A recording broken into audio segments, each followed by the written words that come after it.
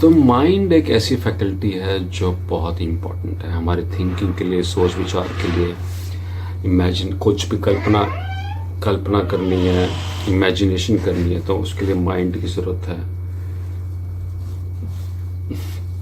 अपनी हिस्ट्री, अपनी बीते हुए समय से कुछ सीखना है तो माइंड की ज़रूरत है, उससे वो मेमोरीज बनती हैं। देखिए माइंड बहुत ही इम्पोर्टेंट चीज़ है। प्रॉब्लम तब आती है जब माइंड शरीर को कंट्रोल करने लग जाता है। नॉर्मली हमारी आत्मा, देखिए हम है आत्मा, ये मैं हर वीडियो में कहता आया हूँ। जब भी आत्मा, या जिसे कह लें जीवन देने वाली शक्ति, हमारे अंदर एक शक्ति है जो हमें जीवन दे रही है, जो शरीर के अंदर जीवन भर रही है। आत्मा कह लें, स्पिरिट कह लें, कुछ भी कह लें, अवेयरनेस कह लें। तो वो जीवन देने वाली शक्ति जब शरीर को छोड़ देती है तो शरीर खत्म हो जाता है। तो इसका मतलब यह है कि हमें जीवन दे, हम वो शक्ति हैं, जीवित शक्ति हैं इस शरीर के अंदर की। पर जब तो इस जीवित शक्ति को शरीर को कंट्रोल करना चाहिए, पर आप मन कंट्रोल कर रहा है इस जीवित शक्ति को, तो वहाँ पे प्रॉब्लम आनी शुरू हो जाती है। जब मन कंट्रोल करता है बॉडी को आत्मा के बजाय, तो वो प्रॉब्लम बन जाती है।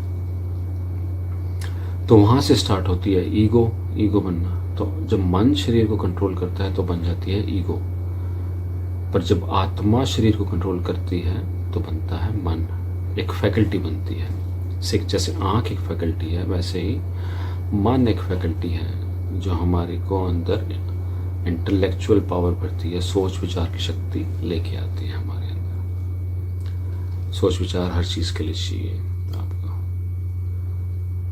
तो जब मन बन गई है ईगो, सेल्फिशनेस आ गई है उसमें और वो कंट्रोल कर रही है शरीर को, तो ये प्रॉब्लम, सफरिंग्स, दुख आना शुरू हो जाता है। पर दुख, इसका बेस्ट पार्ट भी है इसमें। देखिए ऐसा नहीं है कि ईगो सिर्फ नेगेटिव है, उसमें अच्छाई भी है।